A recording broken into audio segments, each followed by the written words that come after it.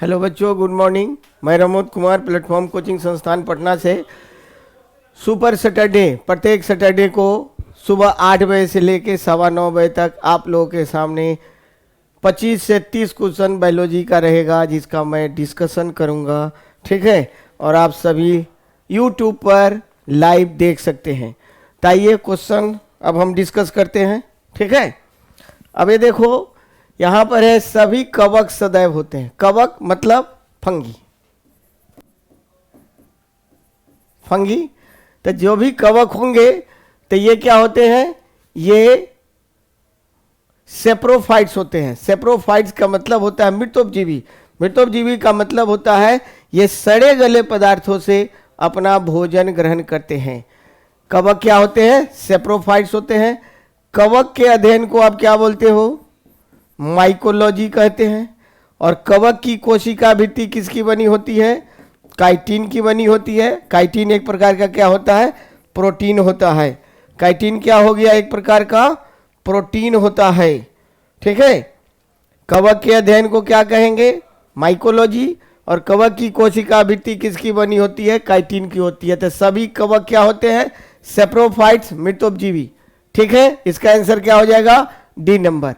Autotrophs स्वपोषी। देखो इसमें स्वपोषी का मतलब होता है कि वैसे जीव जो अपना भोजन स्वयं बनाते हैं, और जो अपना भोजन स्वयं बनाएंगे उसको हम क्या कहेंगे, स्वपोषी, ऑटोट्रॉप्स। और ऑटोट्रॉप्स का मतलब हो गया जो अपना भोजन बनाते हैं, और जब अपना भोजन बनाएंगे तो उसमें प्रकाश संश्लेषण की क्रिया होती है। इसका एग्जाम्पल क्या हो गया, हरा पेड़ पौधा। हरा पेड़ पौधा क्या हो गया, ऑटोट्रॉप्स। हेटरोट्रॉप्स वैसे पौधे जो अपना भोजन दूसरे जीवों से लेते हैं, यानी दूसरे पर आश्रित रहते हैं, उसको हम क्या कहेंगे, हेटरोट्रॉप्स। विविध पोषी या परपोषी कहेंगे। और विविध पोषी परपोषी में आएगा हरा पेड़ पौधा को छोड़कर दुनिया में जितना जीव है, मनुष्य हो गया, हाथी हो गया, कुत्ता बिल्ली, सब क्या हो गया, हेटरोट्रॉप्स हो गया। पैरासाइट। पैरासाइट का मतलब हो गया वैसे जीव जो अपने भोजन के लिए भोजन और आवास दूसरे जीवों से ग्रहण करते हैं, उसको हम क्या कहेंगे, पैरासाइट, परजीवी। और इसका एग्जाम्पल हो गया बग यानी खटमल। माथा में जो होता है जू, लाइस, जू। उसके बाद आपको क्या होता है, ये लीच, लीच यानी जोंक। ये सब क्या हो गया, पैरासाइट के एग्जाम्पल्स हो गए। ठीक है, अब और नेक्स्ट क्वेश्चन हम लोग देखते हैं।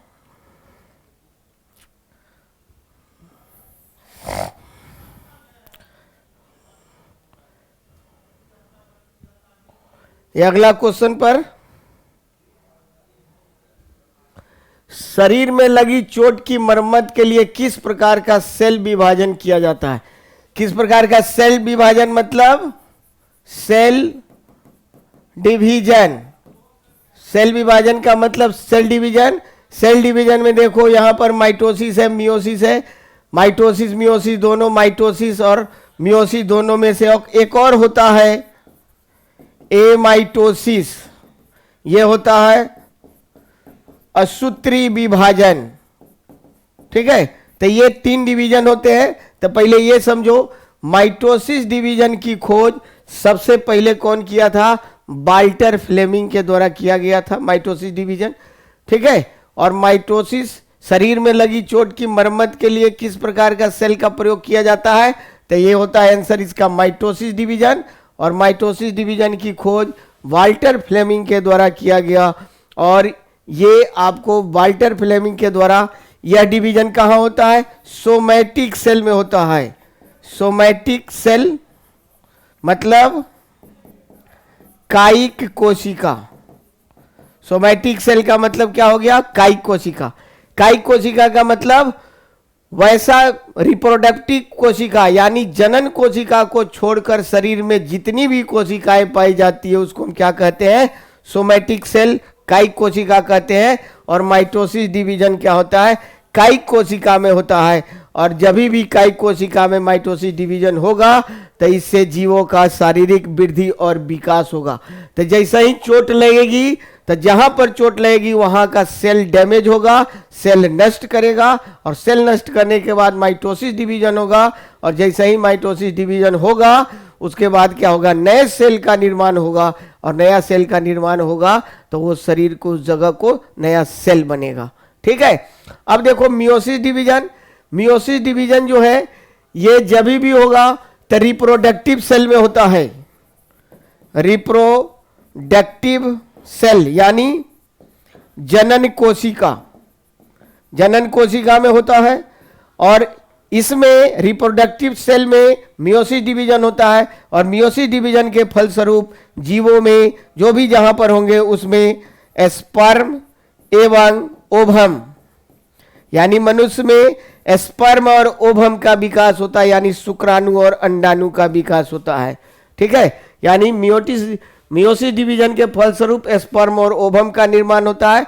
तब माइटोसिस डिवीजन जो है ये कायी कोशिका में होता है, इससे जीवों का विकास होता है, और ये सेल विभाजन यानी चोट लगी जगह को मरम्मत करने के लिए माइटोसिस डिवीजन होगा। मियोसिस डिवीजन, इसका आंसर माइटोसिस डिवीजन होगा, और मियोसिस डिवीजन जब भी होगा तो यह डिवीजन से स्पर्म और ओवम का निर्माण होगा। माइटोसिस डिवीजन में एक मदर सेल से 2 डॉटर सेल का निर्माण होता है, और मियोसिस डिवीजन में एक मदर सेल से 4 डॉटर सेल का निर्माण होता है। क्लियर। अब आओ नेक्स्ट क्वेश्चन हम लोग देखते हैं। निम्नलिखित में से कौन सा मानव शरीर के परमाणु संरचना का हिस्सा नहीं है। अब देखो परमाणु संरचना का मतलब हो गया हमारे शरीर में ये सूक्ष्म पोषक तत्व और बृहद पोषक तत्व, टोटल तत्वों की संख्या जो होती है ये 16 होती है, कहीं कहीं 17 भी मिलता है। ठीक है। तो हम यहां पर मानेंगे 17, 16 नहीं मानेंगे। ये आपको 16 नहीं मानेंगे हम लोग। ठीक है। 17 मानेंगे, और ये इसमें आपको सूक्ष्म पोषक तत्व में ये कौन कौन से होता है आप लिख सकते हो। माइक्रोन्यूट्रिएंट्स यानी बृहद पोषक तत्व में हमारे शरीर को बहुत जरूरी होता है, उसमें ये होता है hydrogen, oxygen, nitrogen, carbon, phosphorus, calcium, potassium, magnesium, sulphur, 1 2 3 4 5 6 7 8 9, और ये हो गया बृहद पोषक तत्व, और लघु पोषक तत्व। लघु पोषक तत्व में ये हो गया iron, copper, zinc, manganese, boron, calcium, molybdenum, chlorine, molybdenum और निकेल। तो ये 9 8 कितने हो गए 17।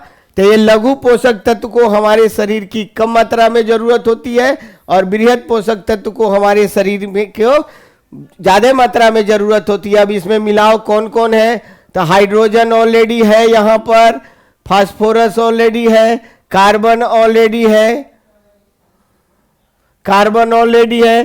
तो निम्नलिखित में से कौन सा मानव शरीर के परमाणु संरचना का एक हिस्सा नहीं है, तो लेड यानी सीसा हमारे शरीर का संरचना नहीं है। क्लियर। यानी बृहद पोषक तत्व में कौन कौन आ गया, hydrogen, oxygen, nitrogen, carbon, phosphorus, calcium, potassium, magnesium और सल्फर। और लघु पोषक तत्व में iron, copper, zinc, manganese, boron, chlorine, molybdenum और निकेल। तो 9 और 8 कितने हो गए 17 हो गए। तो ये 17 तत्व जो है हमारे शरीर के लिए काफी आवश्यक होता है। ठीक है। अब आगे बढ़ते हैं।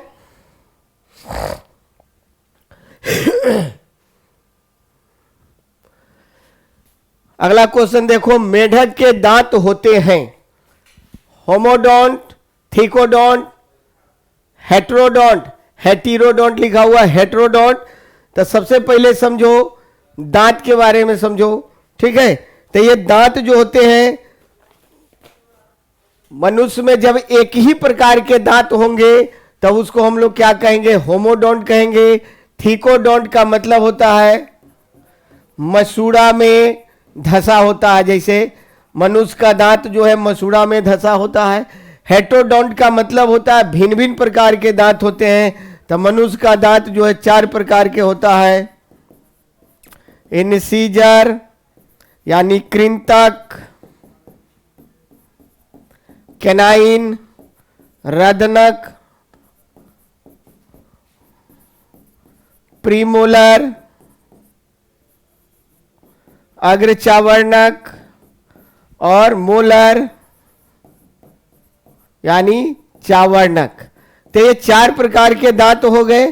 तो जिनमें 4 प्रकार के दांत होंगे या बहुत में 3 प्रकार के दांत होता है, वैसे जीव जो घास खाते हैं, जिनमें मांस नहीं खाते सिर्फ घास खाते, तो उनमें केनाइन नहीं होता है यानी रदनक नहीं होता है। इसका काम है भोजन को काटना, इसका काम है भोजन को चीरना फाड़ना, और दोनों का काम है भोजन को चबाना।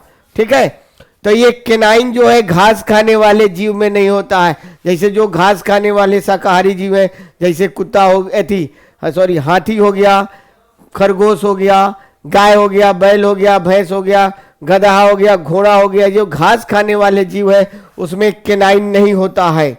ठीक है, लेकिन जो मांसाहारी जीव है, तो मांसाहारी जीव कुत्ता हो गया, बिल्ली हो गया, लोमड़ी हो गया, सियार हो गया, मनुष्य हो गया, बाघ, शेर, चीता, उन सभी में 4 प्रकार के दांत होंगे।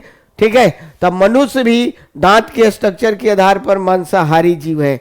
तो मनुष्य के दांत को क्या बोलेंगे? हेटेरोडोंट। ठीक है, और मनुष्य का दांत मसूड़ा में धसा होता है तो थीकोडोंट हो गया। उसके बाद देखो ये ऑप्शन, तो होमोडोंट का मतलब होता है जब एक ही प्रकार के दांत होगा, यानी 4 भिन्न भिन्न प्रकार के नहीं होगा, तो वैसे दांत को हम कहेंगे होमोडोंट। और ये मेढक में पाया जाता है, यानी एम्फीबियन ग्रुप के मेढक में, हाइला में, ये टोड में, सेलामेंडर में, और उसके बाद और मछली में भी होमोडोंट दांत पाया जाता है। तो इसका आंसर क्या हो जाएगा? मनुष्य मेढक में दांत क्या होते हैं?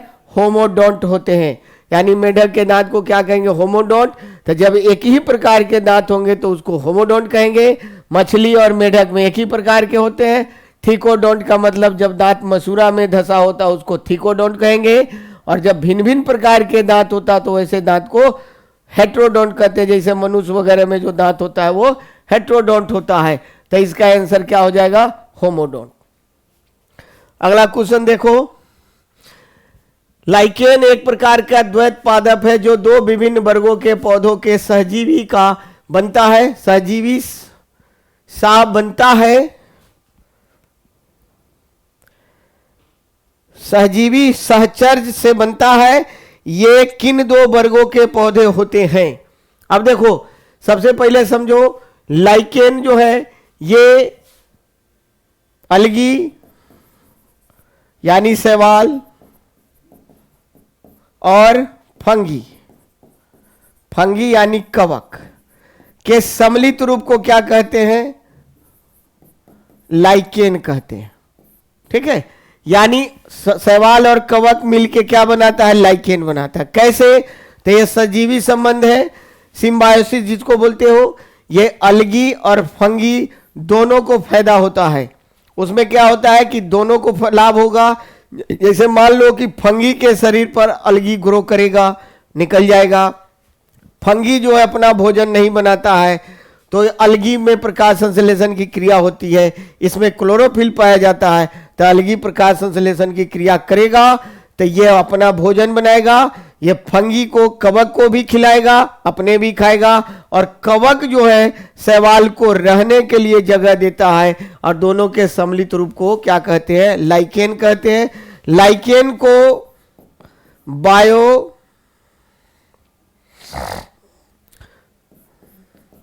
इंडिकेटर यानी जैव सूचक कहा जाता है। लाइकेन को क्या कहा जाता है? जैव सूचक कहा जाता है। और ये वैसे स्थानों पर नहीं पाया जाता जहां पर वायु प्रदूषण अधिक होता है। ठीक है, जिस एरिया में लाइकेन नहीं है उस एरिया में ये नहीं मिलेगा तो आप समझ लो कि उस एरिया में वायु प्रदूषण क्या है, अधिक है।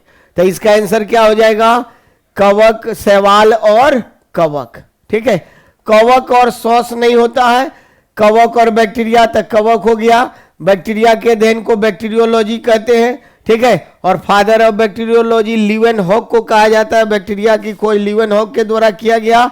ये मांस नहीं होता है, इंग्लिश में ये होता है मॉस, मॉस होता है। और शैवाल और मॉस के बीच कोई संबंध नहीं है। तो मॉस जो है ब्रायोफाइटा ग्रुप का पौधा है। ब्रायोफाइटा ग्रुप मतलब इसमें जड़, तना, पत्ती पूर्ण रूप से विकसित नहीं होता है, तो इसमें जाइलम और फ्लोएम का भी विकास नहीं होता है। तो इसका आंसर क्या हो जाएगा, शैवाल और कवक। अब देखो तिलचट्टे का श्वसन अंग क्या है। तिलचट्टा जो है, सबसे पहले समझो ये अर्थोपोडा ग्रुप का जीव है। अर्थोपोडा यानी कीट, सबसे बड़ा ग्रुप जो है अर्थोपोडा, फाइलम में सबसे बड़ा फाइलम या संघ जो है अर्थोपोडा का है। और अर्थोपोडा ग्रुप के जितने भी जीव होते हैं वो सब किससे सांस लेते हैं, ट्रैकिया से सांस लेते हैं। अर्थोपोडा ग्रुप का जीव किससे सांस लेते हैं, तो ट्रैकिया से सांस लेंगे। ठीक है, यहाँ पर ट्रैकिया ये रहता है, उसी से इनका अंग श्वसन है। वो चाहे तिलचट्टा हो, ग्रास हो, बटीडा हो, मकड़ी हो, मच्छर हो, घरेलू मक्खी हो, मधुमक्खी हो, ये आपको बिच्छू हो।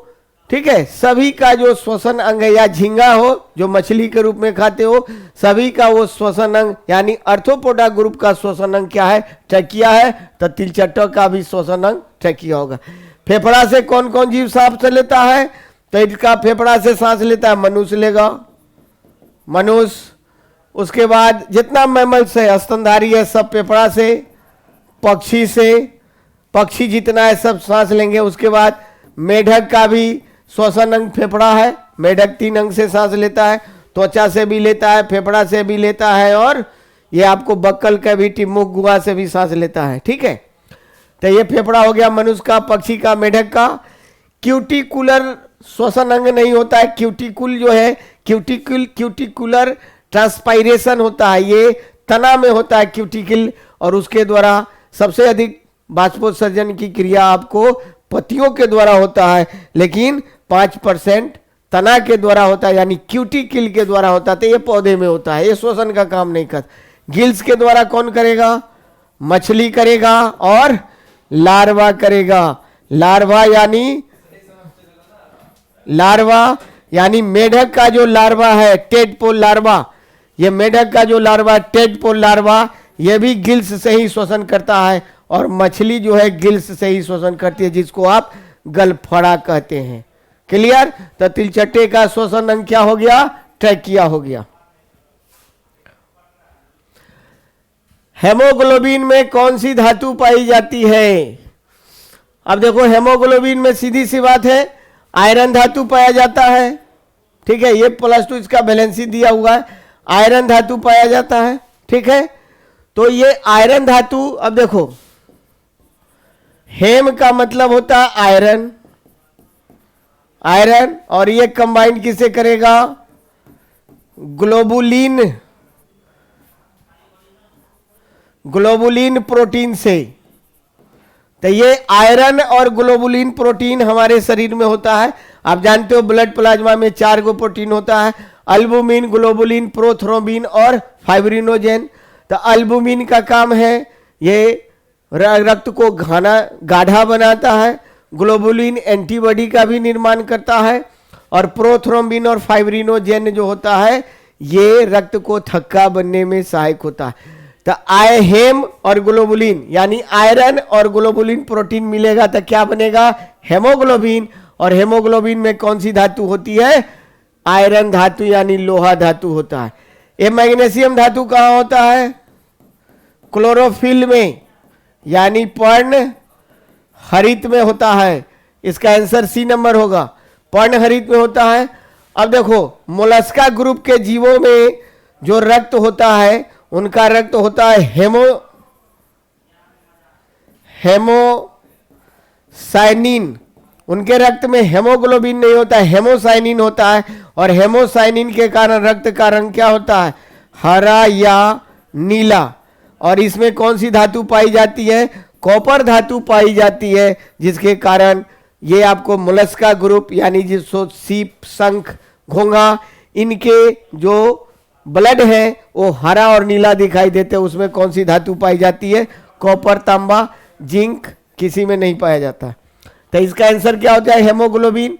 ये आयरन धातु होता है। अब देखो हेमोग्लोबिन का क्या काम है? तो यह शरीर में O2 और CO2 का परिवहन करता है, यानी ऑक्सीजन और कार्बन डाइऑक्साइड का ट्रांसपोर्टेशन करता है, परिवहन करता है। ठीक है, आगे बढ़ते हैं।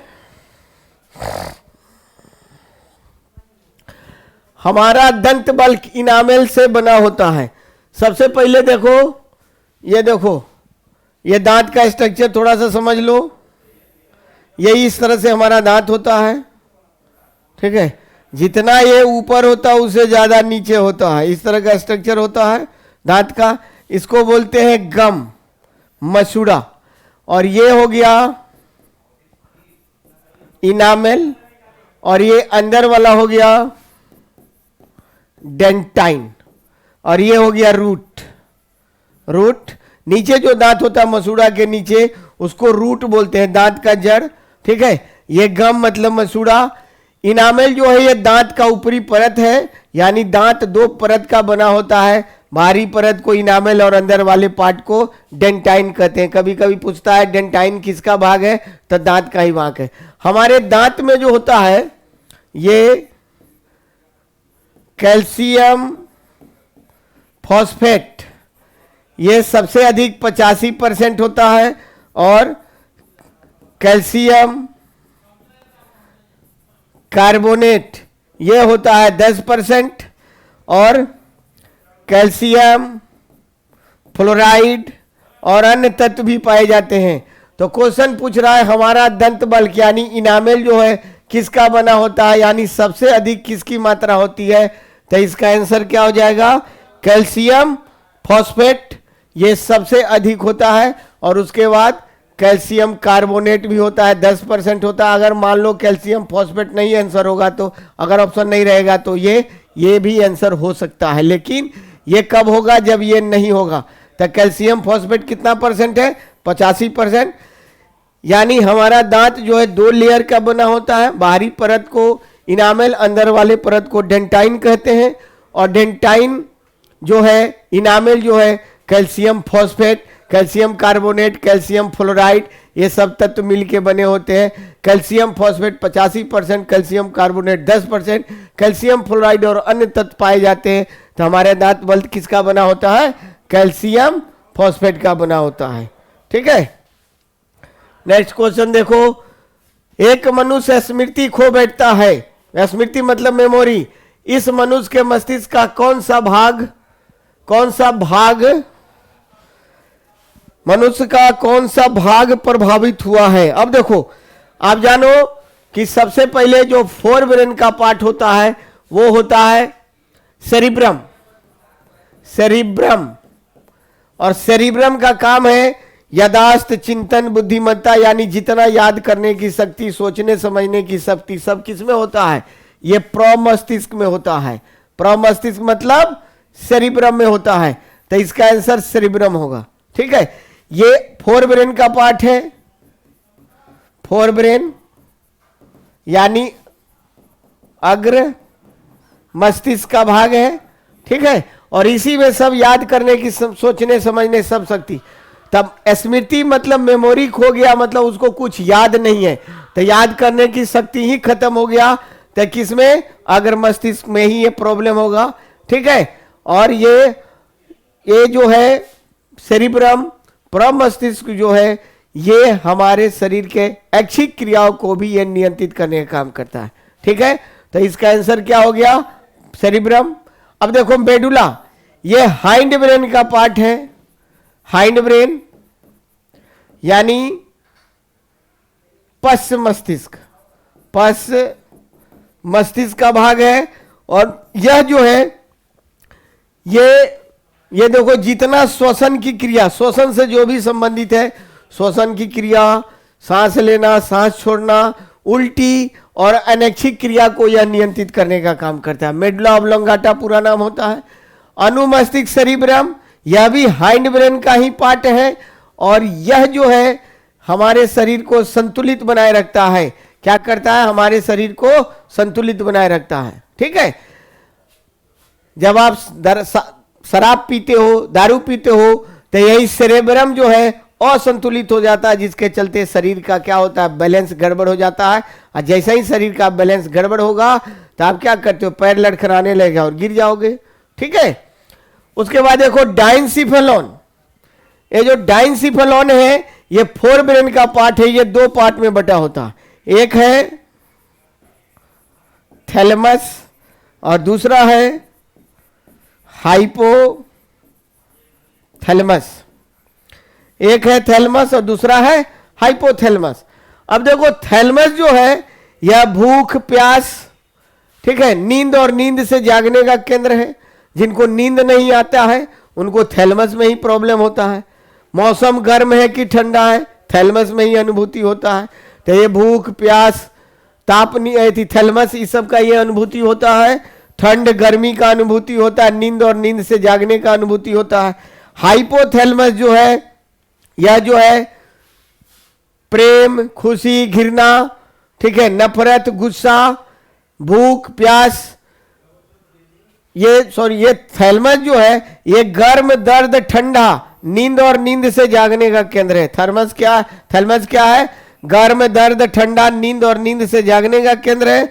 और हाइपोथैलेमस भूख प्यास ताप नियंत्रण, बॉडी का टेम्परेचर जो कंट्रोल होता है। हाइपोथैलेमस से ब्लड प्रेशर का नियंत्रण, प्रेम खुशी घृणा सभी का ये सेंटर होता है। ठीक है, तो हाइपोथैलेमस हो गया, तो ये मैक्सिमम काम करता है। और ये अंतःस्रावी ग्रंथियों से स्रावित होने वाले हार्मोन पर भी नियंत्रण करता है। यानी पिट्यूटरी ग्लैंड हो गया, थायराइड ग्लैंड हो गया, एड्रिनल ग्लैंड से जो भी पैराथायराइड ग्लैंड हो गया, पिनियल ग्लैंड हो गया, जो भी ग्लैंड है उससे जो हार्मोन स्रावित होता है उसको यह कंट्रोल करने का काम करता है। तो इसका आंसर क्या हो जाएगा? 9 का ये। नेक्स्ट क्वेश्चन देखिए, हमारे शरीर में त्वचा की सतह के नीचे मौजूद वसा किसके विरुद्ध अवरोधक का कार्य करती है? तो ये किसके विरुद्ध अवरोधक का कार्य करेगा? हमारे शरीर के, अब देखो हमारे शरीर के ताप को कंट्रोल कौन कौन करता है? तो ये जो त्वचा के नीचे जो वसा जमा होता है ये शरीर के ताप को नियंत्रित करता है। यानी शरीर के उष्मा के क्षति का मतलब शरीर का जो हीट है उसको लॉस नहीं होने जाता, यानी अंदर से ये बाहर नहीं होने देता है।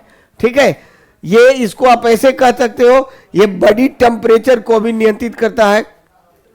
बॉडी टेम्परेचर को नियंत्रित कौन कौन करता है जरा उसको भी लिख लो आप। एक करता है स्किन, उसके बाद दूसरा है लीवर, ये हो गया त्वचा, ये हो गया यकृत, उसके बाद हाइपोथैलेमस, उसके बाद लंग्स यानी फेफड़ा, और दूसरा हो गया ये हमारे शरीर के तो ये वसा फैट्स यानी वसा। तो ये 5 है, 1 2 3 4 और 5 जो है हमारे शरीर के बॉडी टेम्परेचर को नियंत्रित करने का काम करते। आप जो जीव जो होते हैं, जैसे ऊंट को आप देखे होइएगा, ऊंट में ये वसा जो है, ऊंट में ये वसा आप देखिएगा ऊंट के ऊपर इस तरह से निकला रहता है, इसको बोलते हैं हम्प यानी कुबर। ठीक है, तो अगर ऊंट रेगिस्तान में है 8-10 दिन तक बिना खाए हुए है, तब बिना खाए हुए तो उसको भोजन चाहिए, एनर्जी चाहिए। तो जब उसको भोजन और एनर्जी नहीं मिलता है तो ये जो है हम्प जो है ये एडिपोज टिश्यू एक प्रकार का फैटी है। ये एडिपोज टिश्यू टूट कर उसको एनर्जी प्रदान करता है। हम आप भी अगर नहीं खाओ 8-10 दिन तक तो शरीर में जितना कार्बोहाइड्रेट है वो टूटेगा, और उसके बाद भी भोजन नहीं करोगे तो फैट टूटना शुरू होगा, फैट टूट के हमको एनर्जी प्रदान करेगा, और उसके बाद प्रोटीन टूटेगा, और प्रोटीन जैसे टूटेगा उल्टी गिनती शुरू हो जाएगी, यानी मरने के करीब हम लोग चले जाएंगे। ठीक है, तो ये इतना हमारे शरीर के टेम्परेचर को नियंत्रित करता है। यहाँ हमारे शरीर में त्वचा की सतह के नीचे मौजूद वसा किसके विरुद्ध अवरोधक का कार्य करता है, तो ये शरीर के उष्मा की क्षति, यानी शरीर के जो टेम्परेचर है अगर बाहर निकलेगा तो बॉडी का टेम्परेचर लो हो जाएगा, और बॉडी का टेम्परेचर भी लो होने से मौत होने की ज़्यादा संभावना है, तो उष्मा के क्षति को यह नियंत्रित करता है। अगला क्वेश्चन आप देखेंगे, निम्नलिखित में से कौन सा जंतु द्विलिंगी है? हर्माफ्रोडाइट, या इसको ऐसे भी लिख सकते हो बाई सेक्सुअल, बाइसेक्सुअल। अब देखो मक्खी, मधुमक्खी, एस्केरिस मक्खी, ये सब जो है यूनिसेक्सुअल है। यूनिसेक्सुअल का मतलब मेल अलग और फीमेल अलग है। जो जोक है, जोक, और एक है अर्थवर्म यानी केचुआ। ये अर्थ जोक और केचुआ जो है ये द्विलिंगी यानी हर्माफ्रोडाइट बाइसेक्सुअल है, एक ही में मेल और फीमेल दोनों पाया जाता है। ठीक है, तो ये बाइसेक्सुअल जीव है। बाकी ये दोनों जो है मधुमक्खी और मक्खी, ये अर्थोपोडा ग्रुप का है। एस्केरिस जो है ये आपको निमेटोहेलमेंथिस निमेटोडा या निमेंथेलमेंथिस ग्रुप का है, और ये लीच जोक जो है ये है एनेलिडा, एनेलिडा ग्रुप का जोक और अर्थवर्म है। फिर से समझ लो, मधुमक्खी मक्खी अर्थोपोडा ग्रुप का है, एस्केरिस जो है निमेंथेलमेंथिस या एस्केलमेंथिस ग्रुप का है, इसको निमेटोडा भी बोलते हैं। लीच जो है और अर्थवर्म केचुआ अर्थोपोडा ग्रुप का है। ठीक है, और ये जो है जोक और अर्थवर्म ये है द्विलिंगी होता है, यानी हर्माफ्रोडाइट कहो या बाइसेक्सुअल कहो। ठीक है, यूनिसेक्सुअल का मतलब एक लिंगी, मेल अलग और फीमेल अलग, तो इसका आंसर क्या हो जाएगा? C number, joke. अगला क्वेश्चन देखो, वृद्धि हार्मोन ग्रोथ हार्मोन स्रावित होता है। वृद्धि हार्मोन ग्रोथ हार्मोन कहां से स्रावित होता है? तो ये डी नंबर पिट्यूटरी ग्लैंड से स्रावित होता है। पिट्यूटरी ग्लैंड में जो वृद्धि हार्मोन है उसको बोलते हैं सोमैटोट्रोपिक हार्मोन या ग्रोथ हार्मोन, इसको बोलते हैं STH, सोमैटोट्रोपिक हार्मोन या ग्रोथ हार्मोन। यह अगर अधिक सिक्रीट होगा तब व्यक्ति ज्यादा लंबा हो जाएगा, जब कम सिक्रीट होगा तब बौना हो जाएगा। तो ये पिट्यूटरी ग्लैंड से स्रावित होता है, और पिट्यूटरी ग्लैंड को क्या बोलते हैं? मास्टर ग्लैंड, मास्टर ग्लैंड भी कहते हैं। ठीक है, और यही हमारे शरीर के वृद्धि को नियंत्रित करता है। अगर ये अधिक स्रावित हो गया वह भी रोग है, और कम स्रावित हुआ तो भी रोग है। अधिक जब स्रावित होगा तो यह रोग होता है गिगेंटिज्म यानी भीम कायता, यानी समय से जरूरत से ज्यादा लंबे हो गए तो जैसे ज्यादा लंबे हो गया तो झुक जाइएगा। ठीक है, तो जब अधिक सोमैटोट्रोपिक हार्मोन स्रावित होगा या ग्रोथ हार्मोन तो ये गिगेंटिज्म रोग होगा, यानी भीम कायता, भीम की तरह शरीर रखने वाला। अगर कम स्रावित होगा तो वो अभी एक रोग है, तब क्या हो जाएगा?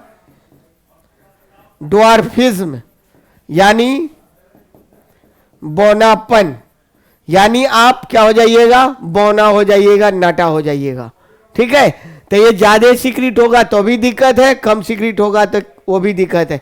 तो इसको हम लोग क्या बोलते हैं? सोमैटोट्रोपिक हार्मोन, यानी ये कहां से स्रावित होता है? पिट्यूटरी ग्लैंड से। तो इसका आंसर हो जाएगा डी। अब देखो थायराइड ग्लैंड से क्या स्रावित होता है? तो थायरोक्सिन हार्मोन स्रावित होता है, और यह हार्मोन जो है हमारे शरीर में मेटाबॉलिक एक्टिविटी यानी उपापचयिक क्रिया को नियंत्रित करने का काम करता है, और थायरोक्सिन हार्मोन से कौन सा रोग होता है? ग्वाइटर यानी घेंघा रोग होता है। कौन सा रोग? ग्वाइटर घेंघा रोग होता है। ठीक है। जननांग सेक्स ऑर्गन तो आप जानते हो, male sex organ, female sex organ. Adrenal gland, adrenal gland जो होता है किडनी के ठीक ऊपर पाए जाने वाले ग्लैंड को एड्रिनल ग्लैंड कहते हैं। यहां से 3 हार्मोन सिक्रीट होता है। यह 2 पार्ट में बना होता है, adrenal cortex, adrenal medulla. Adrenal cortex से जो है ये आपको 2 हार्मोन स्रावित होता है, ग्लूकोकोर्टिकॉइड्स और मिनरलोकोर्टिकॉइड्स। और एड्रिनल मेडुला से एड्रेनालिन स्रावित होता है, जिसको लड़ो और उड़ो हार्मोन कहते हैं, फाइट और फ्लाई हार्मोन भी कहते हैं, या लड़ो और उड़ो हार्मोन कहा जाता है। ठीक है। डर, भय, उत्तेजना, इस सब में वो स्रावित होता है। यहां तक क्लियर? अब आइए नेक्स्ट क्वेश्चन। निम्नलिखित में से कौन सी ग्रंथि अंतः तथा बाह्य ग्रंथि दोनों है? अब देखो, अंतः ग्रंथि, बाह्य ग्रंथि जो दोनों की तरह कार्य करता है उसको हम लोग क्या बोलते हैं? मिक्स्ड ग्लैंड भी कहते हैं। मिक्स्ड ग्लैंड यानी मिश्रित ग्रंथि। मिक्स्ड ग्लैंड यानी मिश्रित ग्रंथि कहते हैं। और मिश्रित ग्रंथि जो है ये क्या है? पेनक्रियाज है। पेनक्रियाज को मिश्रित ग्रंथि क्यों कहते हैं?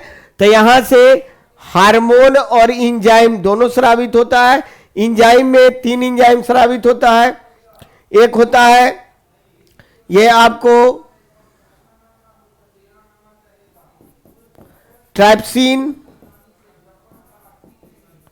एमाइलेज और लाइपेज। ये 3 इंजाइम हो गए। यह क्या करेगा?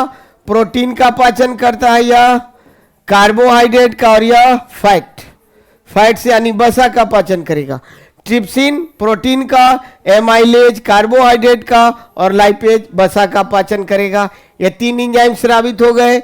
हार्मोन में कौन कौन स्रावित होता है? तो यहां पाया जाता है, एक पाया जाएगा अल्फा सेल्स, दूसरा बीटा सेल्स और तीसरा डेल्टा सेल्स। यानी ये अल्फा सेल से कौन निकलेगा? ग्लूकागॉन, यहां से इंसुलिन और यहां से सोमैटोस्टैटिन। ये 3 हार्मोन स्रावित हो गए। तब ग्लूकागॉन का क्या काम है? तो यह ग्लूकोज को ग्लाइकोजन में परिवर्तित करता है। ग्लाइकोजन को ग्लूकोज में परिवर्तित करता है ग्लूकागॉन। इंसुलिन का क्या काम है? यह ग्लूकोज को ग्लाइकोजन में परिवर्तित करेगा। और यही इंसुलिन की कमी से क्या होता है? डायबिटीज यानी चिनिया रोग या मधुमेह होता है। क्या होता है? डायबिटीज या चिनिया रोग या मधुमेह होता है इंसुलिन की कमी से, यानी बीटा सेल में प्रॉब्लम होगा। सोमैटोस्टैटिन जो है ये अल्फा सेल और बीटा सेल के कार्य को क्या करता है? कंट्रोल करता है। तो ये 3 एंजाइम स्रावित होते हैं और 3 सेल पाए जाते हैं, जहां से 3 हार्मोन स्रावित होते हैं।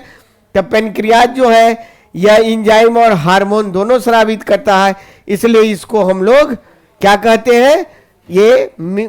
ये अंतःस्रावी और बाह्यस्रावी दोनों होता है, यानी मिक्स्ड ग्लैंड, मिश्रित ग्रंथि भी कहते हैं। क्लियर?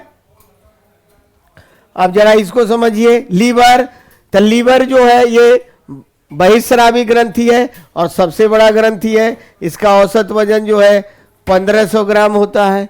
ठीक है। लीवर में जो है गॉल, लीवर के साथ आप देखोगे इस तरह का छोटा एक ग्लैंड होता है जिसको बोलते हैं गॉल ब्लाडर, यानी पित्ताशय। तो पित्ताशय, लीवर में क्या होता है? पित्त का निर्माण होता है, यानी बाइल जूस का निर्माण होता है। जमा कहाँ होता है? पित्ताशय में जमा होता है। बाइल जूस, पित्त रस जो है भोजन को क्षारीय बनाता है और वसा के पाचन में क्या होता है? सहायक होता है।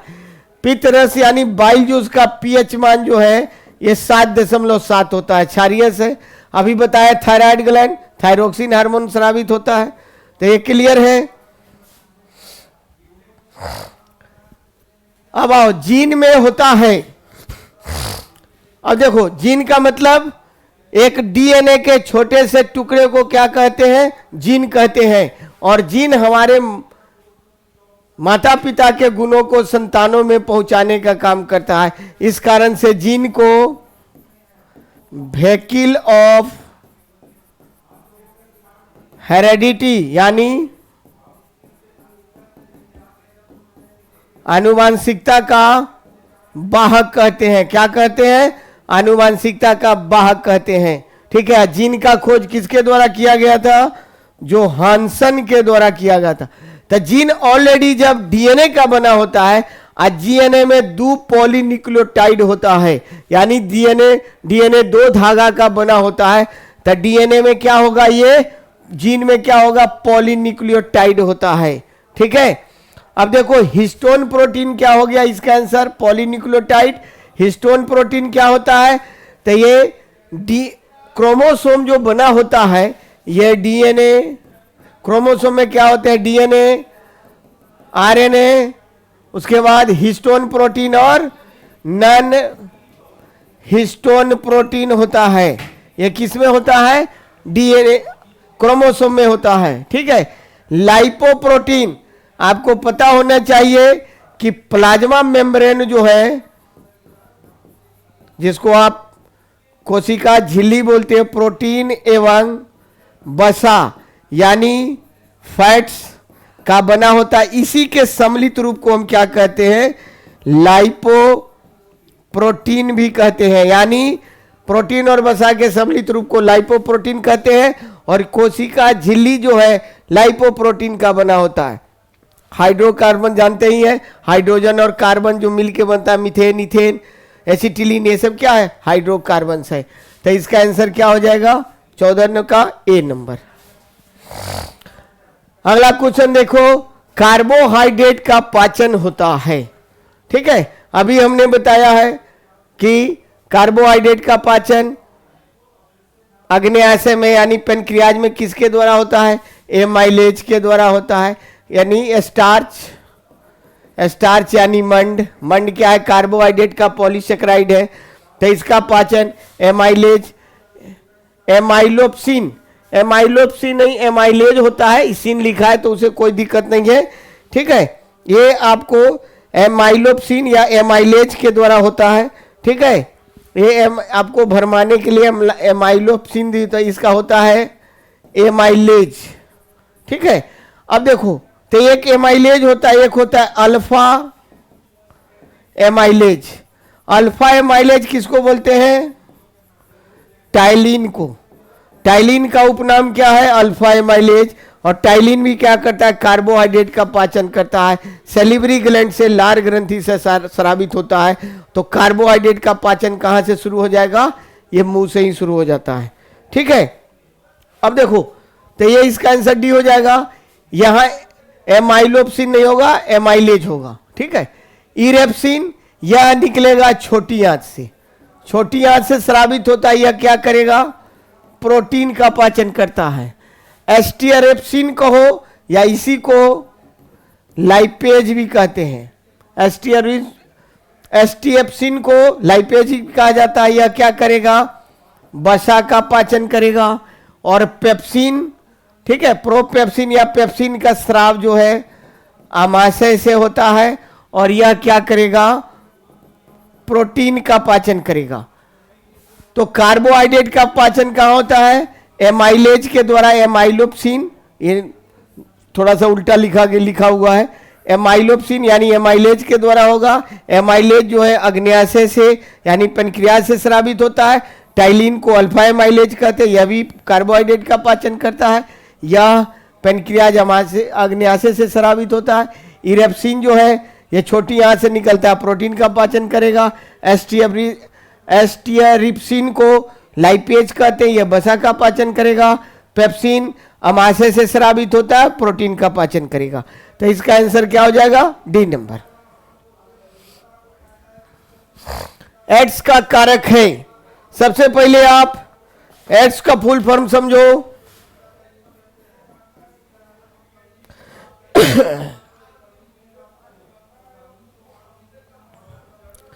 ये आप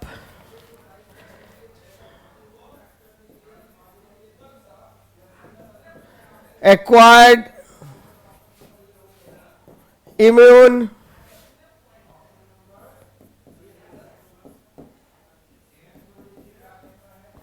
डेफिशिएंसी सिंड्रोम, ठीक है।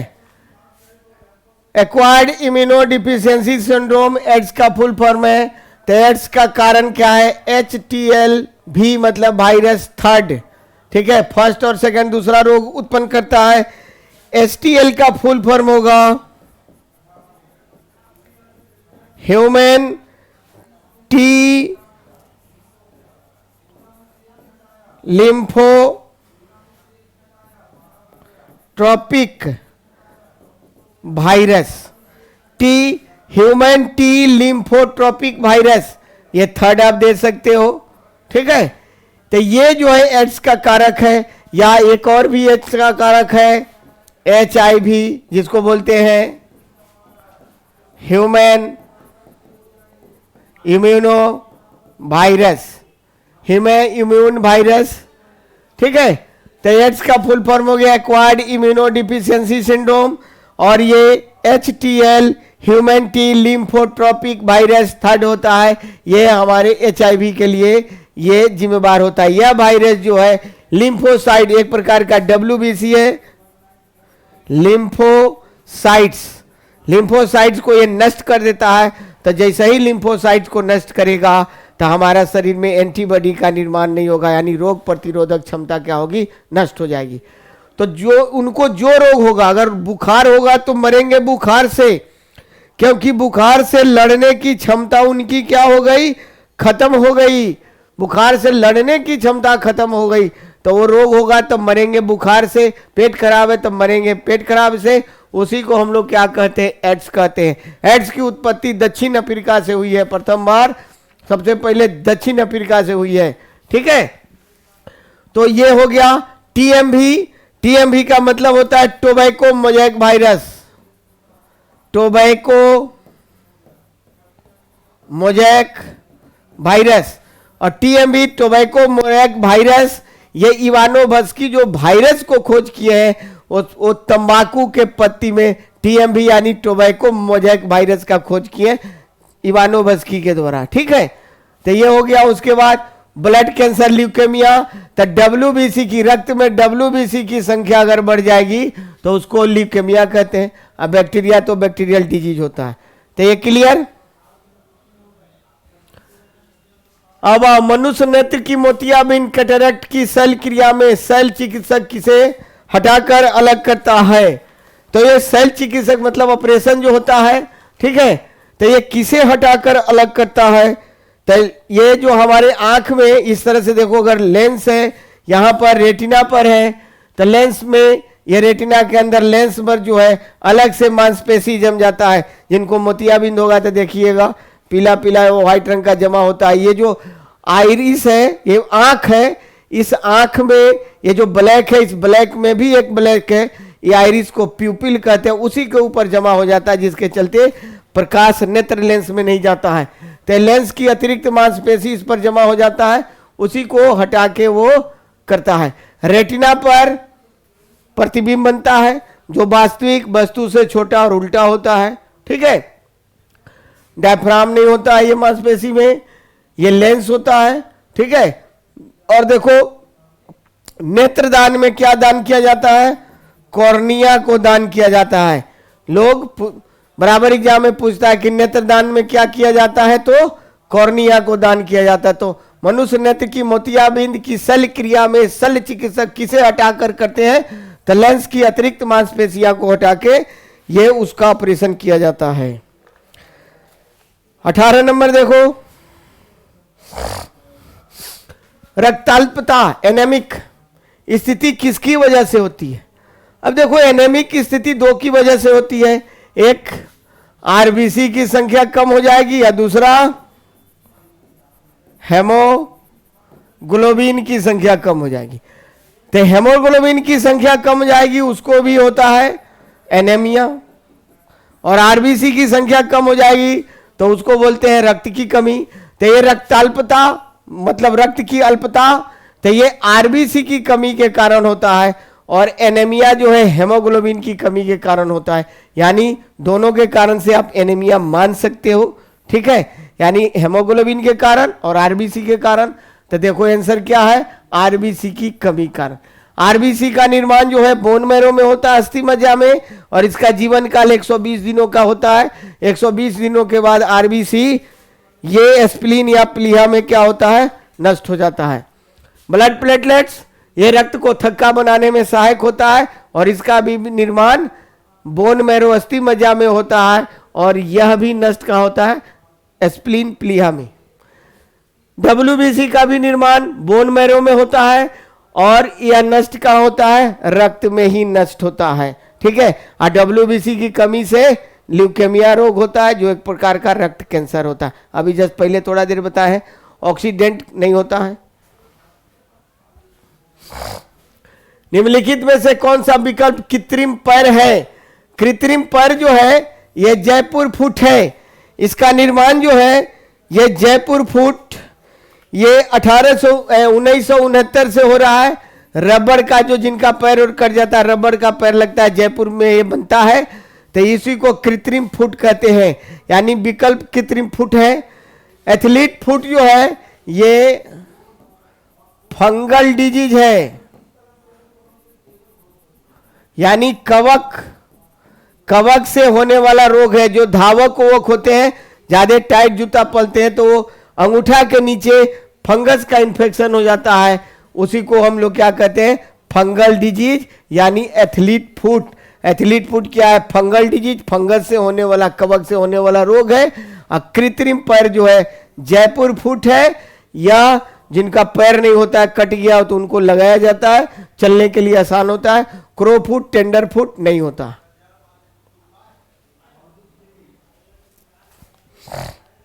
अगला क्वेश्चन देखिए, अम्ल वर्षा होता है जब जल पर्यावरणीय प्रदूषक से संयोग करता है। अम्ल वर्षा कब होगा? जब सल्फर के ऑक्साइड, डाइऑक्साइड, ट्राइऑक्साइड या नाइट्रोजन के डाइऑक्साइड जब जल से प्रतिक्रिया करेंगे तब क्या होगा, अम्ल वर्षा होगा, ठीक है। अब देखो ये कार्बन डाइऑक्साइड और कार्बन मोनोऑक्साइड, कार्बन डाइऑक्साइड और कार्बन मोनोऑक्साइड वायु प्रदूषण का काम करता है। ओजोन जो है यह ओजोन लेयर है, जो अल्ट्रा वायलेट रे जो आता है उससे क्या करता है, हमारे शरीर को रक्षा करने का काम करता है, ठीक है। अगला क्वेश्चन देखो, निम्नलिखित में से कौन सा साधारणतः वायु प्रदूषक पॉल्यूटेंट नहीं है? अभी हुआ कार्बन डाइऑक्साइड पॉल्यूटेंट है, कार्बन मोनोऑक्साइड, कार्बन डाइऑक्साइड सब वायु प्रदूषण करता है, लेकिन हाइड्रोकार्बन क्या होता है, प्रदूषण नहीं करता। इथेन, मीथेन ये सब क्या है, उससे प्रदूषण नहीं होता है, ठीक है। ये ज्यादा खतरनाक है, ये तो चेंज हो जाता है प्रकाश संश्लेषण की क्रिया में, यह चेंज हो गया, लेकिन ये सब चेंज नहीं होता है। इसे एसिड रेन होता है, अम्ल वर्षा होता है, जिससे पौधे की पत्तियां जो है जल जाती है, गल जाती है। तो जैसे गलेगा, नष्ट होगा, तो प्रकाश संश्लेषण की क्रिया बाधित होगा, और प्रकाश संश्लेषण की क्रिया बाधित होने के साथ साथ जैसे प्रकाश संश्लेषण ट्रांसपायरेशन का क्रिया रुकेगा, तो पौधे का जीवन काल क्या हो जाएगा, अस्तित्व खत्म हो जाएगा, नष्ट हो जाएगा। तो जब पौधे ही नष्ट हो जाएंगे तो फिर प्रकाश संश्लेषण होगा नहीं, ऑक्सीजन मिलेगा नहीं, तो जो भी जीव है यहाँ पर ऑक्सीजन की कमी हो जाएगी, तो उनको सांस लेने में दिक्कत हो जाएगी और मरते चले जाएंगे। तो इसका आंसर क्या हो जाएगा, हाइड्रोकार्बन। नेक्स्ट क्वेश्चन देखिए, वन पारिस्थितिक तंत्र फॉरेस्ट इकोसिस्टम में हरे पौधे होते हैं। हरे पौधे क्या होंगे, ऑटोट्रॉप्स। ऑटोट्रॉप्स का मतलब स्वपोषी, और यहां पर तो स्वपोषी नहीं है, तो हरे पौधे क्या होंगे, उत्पादक होंगे। ये मूल उत्पादक नहीं होता है ये। अब देखो इकोसिस्टम में, इकोसिस्टम में ये हो गया प्रोड्यूसर यानी उत्पादक, ये हो गया कंज्यूमर उपभोक्ता, और यह हो गया डिकम्पोजर यानी अपघटक। तो जैसे प्रोड्यूसर, उपभोक्ता, अपघटक, तो प्रोड्यूसर का मतलब होता है कि वैसे जीव जो अपना भोजन स्वयं बनाते हैं, भोजन उत्पन्न करेंगे। तो इसका एग्जाम्पल हो गया हरा पेड़ पौधा। तो यहाँ क्या क्वेश्चन कर रहा है, इकोसिस्टम में हरा पौधा, तो क्या हो जाएंगे, उत्पादक हो जाएंगे। हरा पौधा को छोड़कर जितने भी जीव है सब क्या होंगे, उपभोक्ता। उपभोक्ता तीन प्रकार का, प्राइमरी कंज्यूमर यानी प्राथमिक उपभोक्ता, उसके बाद सेकेंडरी कंज्यूमर यानी द्वितीयक उपभोक्ता, और उसके बाद टर्शियरी कंज्यूमर यानी तृतीयक उपभोक्ता। तृतीयक उपभोक्ता, आप देखो प्राथमिक कंज्यूमर कौन होंगे, तो वैसे उपभोक्ता जो अपने भोजन के लिए उत्पादक पर निर्भर करते हैं, यानी जो अपना भोजन सीधे उत्पादक से प्राप्त करते हैं, उसको हम क्या कहेंगे, प्राइमरी कंज्यूमर, प्राथमिक उपभोक्ता। अब प्राथमिक उपभोक्ता जो होता है ये शाकाहारी होते हैं, और इसका एग्जाम्पल हो गया घास खाने वाले जानवर। फिर से प्राथमिक कंज्यूमर किसको कहेंगे, वैसे उपभोक्ता जो अपने भोजन के लिए उत्पादक पर निर्भर करते हैं, उसको हम प्राइमरी कंज्यूमर कहेंगे, और ये शाकाहारी होते हैं। और इसका एग्जाम्पल है घास खाने वाले जितना भी जानवर हो गया, सब क्या हो गया, ये प्राथमिक उपभोक्ता। जैसे बकरी, गाय, बैल, गधा, घोड़ा, खरगोश, हाथी, घोड़ा, जेबरा, जिराफ, सब क्या हो गए, प्राथमिक उपभोक्ता हो गए। द्वितीयक उपभोक्ता वैसे जीव जो अपने भोजन के लिए प्राइमरी कंज्यूमर यानी प्राथमिक उपभोक्ता पर निर्भर रहते हैं, उसको हम क्या कहेंगे, सेकेंडरी कंज्यूमर। और सेकेंडरी कंज्यूमर जो है ये मांसाहारी होते हैं, और ये छोटे स्तर के जो मांसाहारी जीव है वो आएंगे सेकेंडरी कंज्यूमर में। और इसका एग्जाम्पल होगा ये कुत्ता, बिल्ली, सियार, लोमड़ी हो गए। अब देखो मांसाहारी जीव, शाकाहारी जीव में पहचान है कि जो भी जीव पानी जीभ से चाट चाट कर पीता है वो सब मांसाहारी है, क्योंकि उनमें मांसाहारी जीवों में सैलिवरी ग्लैंड, लार ग्रंथि नहीं होता है। और जो शाकाहारी जीव है, घास खाने वाला है, वह पानी को घूट घूट पिएगा। तो ये आप डिफरेंस कर सकते हो। किसी जीव के बारे में नहीं जानते हो, बड़ा जीव के पास मत जाइएगा, छोटा जीव को पानी पीने के लिए दे दीजिए। जीभ से अगर चाट चाट के पिया तो मांसाहारी है, अगर नहीं तो वो शाकाहारी है। उसके बाद टर्शियरी कंज्यूमर, तृतीयक उपभोक्ता, वैसे उपभोक्ता जो अपने भोजन के लिए प्राथमिक और द्वितीयक दोनों उपभोक्ता पर निर्भर रहते हैं, उसको हम क्या कहेंगे, तृतीयक उपभोक्ता कहेंगे। और तृतीयक उपभोक्ता जो है एक कंप्लीट और कंप्लीट मांसाहारी होते हैं। इसके अंतर्गत बड़े लेवल के जो मांसाहारी जीव है, बाघ, शेर, चीता आएगा। ये आपको गाय को भी खाएगा, बकरी को भी खाएगा, और सियार, लोमड़ी सबको खाएगा। इसके सामने जो आया सबको खा लिया। तो ये क्या हो गया, उत्पादक, प्राइमरी, और ये सब नहीं होता, मूल उपभोक्ता। प्राइमरी कंज्यूमर तो बता दिया। अब आप डिकम्पोजर यहां पर है, अपघटक। तो ये जब सब मरेंगे, प्राइमरी कंज्यूमर, सेकेंडरी कंज्यूमर, ये प्रोड्यूसर, जो नेचुरल जंगल है आप देखिएगा वहां पर कोई चीज नहीं हटाया जाता है। कोई जीव मर गया तो इसे सड़ेगा, गलेगा, इसे पेड़ गिर गया तो वैसे ही सड़ेगा।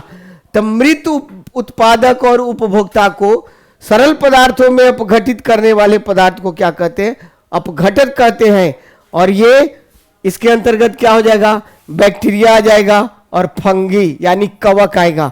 ये उस बॉडी को डिकम्पोज करता है। आप देखे होइएगा आपके गांव में अगर किसी का जानवर मर गया तो गांव से बाहर उसको फेंक देते हैं। स्किन हटाने वाला स्किन हटा कर ले गया, उसके मांस को चील, कौवा, कुत्ता, बिल्ली खाएंगे, और खाने के बाद उसका बॉडी सड़ता है। सड़ने के बाद हड्डी का कंकाल बना रहता है। क्लियर। अब आइए नेक्स्ट सवाल। तो इसका आंसर क्या हो जाएगा, उत्पादक, प्राइमरी, प्रोड्यूसर।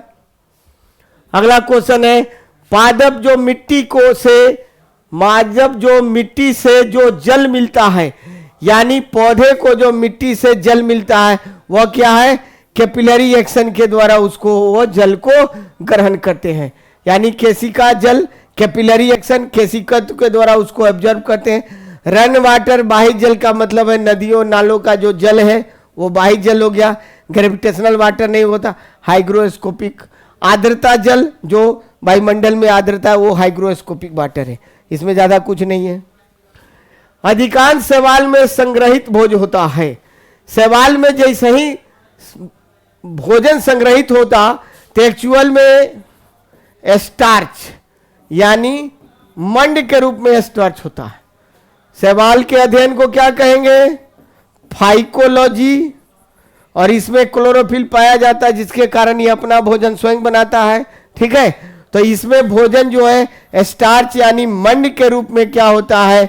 जमा होता है। तो इसका आंसर क्या हो जाएगा? D number. इसके साथ वायल भी है तो लगा देंगे, मजबूरी है। वायल बहुत कम मात्रा में होता है, आप इसको इग्नोर भी कर सकते हैं, लेकिन अगर ऑप्शन में है तो आप इसको लगा दीजिएगा। ग्लाइकोजन के रूप में भोजन जो है ये जमा होता है ये फंगी में। फंगी में ग्लाइकोजन के रूप में जमा होता है भोजन। सेलुलोज जो है ये पौधे की कोशिका भित्ति का निर्माण करता है सेलुलोज। और फैट जो है ये एनर्जी प्रदान करता है। 9.3 कैलोरी 1 ग्राम फैट से 9.3 कैलोरी की ऊर्जा प्राप्ति होती है। तो ये क्या इसका आंसर हो गया? Starch while. अगला क्वेश्चन देखिएगा, प्रकाश संश्लेषण में प्रकाश प्रक्रिया में क्या होता है? अब देखो, प्रकाश संश्लेषण में प्रकाश अभिक्रिया जो है ये दो होता है, फोटोसिंथेसिस यानी प्रकाश संश्लेषण में दो क्रिया होती है। एक होता है लाइट रिएक्शन यानी प्रकाशिक अभिक्रिया, और दूसरा होता है डार्क रिएक्शन यानी अप्रकाशिक अभिक्रिया। अप्रकाशिक अभिक्रिया, लाइट रिएक्शन के लिए, प्रकाशिक अभिक्रिया के लिए प्रकाश की आवश्यकता होती है, और डार्क रिएक्शन यानी अप्रकाशिक अभिक्रिया के लिए प्रकाश की आवश्यकता नहीं होती है। दोनों क्रिया साथ साथ चलती है। ये मत समझना ये दिन में होगा ये रात में होगा, आधा इसमें होता है आधा इसमें होता है। ये होता है ग्रेना में, क्लोरोप्लास्ट में पाया जाता है, ग्रेना में होता है। और ग्रेना में जल का अपघटन होता है जिससे हाइड्रोजन मुक्त होता है, और जल के टूटने की क्रिया को क्या कहते हैं? फोटोलाइसिस कहते हैं। जल के टूटने की क्रिया को क्या कहते हैं? फोटोलाइसिस कहते हैं। और जैसे ही जल टूटेगा तो वहां पर ऑक्सीजन मुक्त होगा। पूछता है एग्जाम में कि प्रकाश संश्लेषण की क्रिया में ऑक्सीजन कहां से निकलता है? तो जल से निकलता है। तो यहां पर आंसर क्या आएगा? जल के अणुओं का अपघटन। प्रकाश क्रिया, प्रकाश प्रक्रिया यानी लाइट रिएक्शन, प्रकाशिक अभिक्रिया। प्रकाश प्रक्रिया का मतलब हुआ लाइट रिएक्शन। तो लाइट रिएक्शन में क्या होता है? जल के अणुओं का अपघटन होता है, और जल के अणु जब टूटेंगे तब वहां से ऑक्सीजन मुक्त होगा। ठीक है। डार्क रिएक्शन जो है क्लोरोप्लास्ट में पाए जाने वाले स्ट्रोमा में होता है, और इस डार्क रिएक्शन में ग्लूकोज यानी कार्बोहाइड्रेट का निर्माण होता है। आधा क्रिया यहां होती है, आधा क्रिया यहां होती है। इस प्रकार प्रकाश संश्लेषण की क्रिया क्या होती है? पूर्ण होती है। अगला देखो वही चीज है, निम्नलिखित में से कौन सी प्रक्रिया कार्बन डाइऑक्साइड से वातावरण को हटाती है? कार्बन, ये प्रकाश संश्लेषण का देखो रिएक्शन 6CO2 प्लस 12H2O, ये हो गया सनलाइट, और उसके बाद हो गया क्लोरोफिल, ये हो गया C6H12O6 glucose plus 6O2 plus 6H2O 12 12 24। अब देखो ये रिएक्शन होता है, ये क्या कर रहा है? निम्नलिखित में से कौन सी प्रक्रिया कार्बन डाइऑक्साइड के वातावरण को हटाती है? तो यहां प्रकाश संश्लेषण की क्रिया में क्या है? कार्बन डाइऑक्साइड है। ठीक है, तो ये क्या हो जाएगा आंसर? प्रकाश संश्लेषण। प्रकाश संश्लेषण के क्रिया के लिए 4 चीजों का होना आवश्यक है। कौन कौन से 4 चीज? कार्बन डाइऑक्साइड, जल, सूर्य का प्रकाश और क्लोरोफिल। इन चारों का होना आवश्यक है। अगर इनमें से कोई भी अगर नहीं एब्सेंट होगा, नहीं होगा, तो प्रकाश संश्लेषण की क्रिया क्या होगी? नहीं होगी। तो एब्सेंट कौन होता है? सूर्य का प्रकाश एब्सेंट होता है, कब? बरसात के दिनों में, जाड़े के दिनों में नहीं निकलता तो प्रकाश संश्लेषण नहीं होता है। ठीक है, बाकी ये तो वायुमंडल में है, ये पौधे ले लेते हैं, ये है ही। ठीक है, प्रकाश संश्लेषण की क्रिया सबसे अधिक लाल प्रकाश में और सबसे कम बैंगनी प्रकाश में होता है। हरा प्रकाश में प्रकाश संश्लेषण की क्रिया नहीं होती है। तो इसका आंसर क्या हो जाएगा? प्रकाश संश्लेषण, फोटोसिंथेसिस।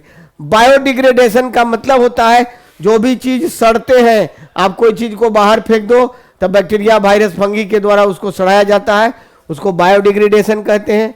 विद्युत अपघटन, इलेक्ट्रोलाइज, किसी घोल में जब हम धारा प्रवाहित करते हैं तो इलेक्ट्रोलाइट होता है, दोनों निगेटिव पॉजिटिव में टूट जाता है।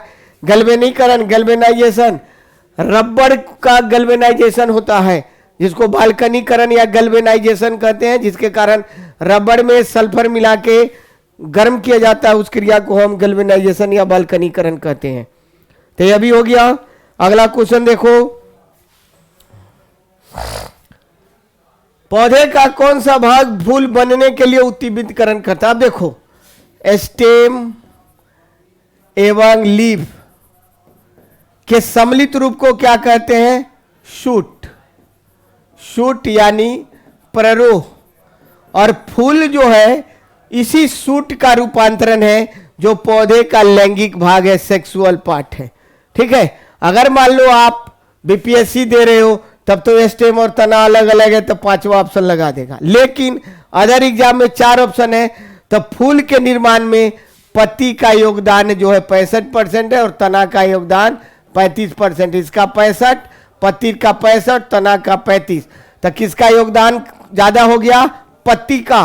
तो इस तरह का जो क्वेश्चन आएगा, ऑप्शन आएगा, तब उसमें हम पत्ती लगाएंगे, तना नहीं लगाएंगे। अगर नहीं तो ये दोनों ऑप्शन भी रहेगा, और तीसरा ऑप्शन अगर सूट प्ररोह रहेगा तब फूल का निर्माण जो है इसी सूट से होता है, तब ये सूट लगाएंगे। ठीक है, तो इस कंडीशन में तना और पत्ती दोनों रहेगा, तब हम पत्ती लगाएंगे, तना नहीं लेंगे, क्योंकि फूल के निर्माण में पत्ती का योगदान ज्यादा है और तना का योगदान कम है। ब्रांचेस, शाखा समझते हो? जड़, जड़ जो है ये पौधे को स्थिरता प्रदान करता है। ठीक है, इसमें क्लोरोफिल नहीं पाया जाता है। अगला क्वेश्चन देखिए, बीज किससे बनता है? अब देखो, ये गाइनेसियम का एक कार्पेल का फिगर है। ठीक है, ये आपका है ओव्यूल, ओव्यूल यानी बीजांड, और ये है ओवरी, ओवरी यानी अंडाशय। तो ओवरी से क्या निर्माण होता है? फल का निर्माण होता है, फल का निर्माण होता है। और ओव्यूल से क्या बनता है? बीज का निर्माण होता है। यानी पॉलिनेशन होगा, पॉलिनेशन के बाद फर्टिलाइजेशन होगा, फर्टिलाइजेशन के बाद ओवरी से फल और ओव्यूल से बीज का निर्माण होता है। तब बीज का निर्माण किससे होगा? बीजांड से। ओवरी से किसका होगा? फल से। और ये फर्टिलाइजेशन के बाद मेल गैमिट और फीमेल गैमिट जब डेवलप करेंगे तो जाइगोट बनेगा, और जाइगोट से क्या बनेगा? एम्ब्रियो बनेगा, और एम्ब्रियो फिर डेवलप करेगा, तब फिर प्लांट में या बीज या फल का निर्माण होता है। तो ओव्यूल यानी बीजांड से क्या बनेगा? बीज, और ओवरी से क्या बनेगा? फल। कौन सा फल नट नहीं है? नट का मतलब ड्राई फ्रूट। तो ये मूंगफली, सुपारी, अखरोट सब नट है, और आम जो क्या है ये नट नहीं है। ये जो है ड्राई फ्रूट जो है 9 प्रकार के होते हैं। कैरियोसस होता है, लेमंटम होता है, नट होता है, और भी सारे बहुत सारे होते हैं। तो इसमें आम जो है ये नट नहीं है। ठीक है, लास्ट क्वेश्चन देखिए, कीटों का मुख्य लक्षण है। तो जो भी आर्थ्रोपोडा ग्रुप के होते हैं तो उनका लक्षण क्या होगा? 3 जोड़ी टांगे, 2 जोड़ी पंख, वो मुख्य लक्षण है। बहुत में 1 जोड़ी होता है। लॉन्ग एब्डोमेन नहीं होता है। संयुक्त नेत्र मैक्सिमम में होता है, लेकिन कुछ में नहीं होता है। आर्थ्रोपोडा, कीट का मतलब आर्थ्रोपोडा ग्रुप, उसमें 3 जोड़ी पैर होगा ही, 3 पेयर लेग होगा ही। तो ये उनका पैर 3 जोड़ा होगा। आर्थ्रोपोडा ग्रुप के जितने भी, उसमें ज्यादा भी पैर हो सकता है। अब जैसे मान लो कि एस्कोलोपेंड्रा है, कन खजूरा, उसमें बहुत सारे, गनगुआर है, बहुत सारे पैर होते हैं। ठीक है, लेकिन मिनिमम 3 जोड़ी टांग होगा। तो कीट का यह मुख्य लक्षण है। तो इसी के साथ ये खत्म होता है। मन से पढ़िए और खूब मन से पढ़िए। Thank you, best of luck.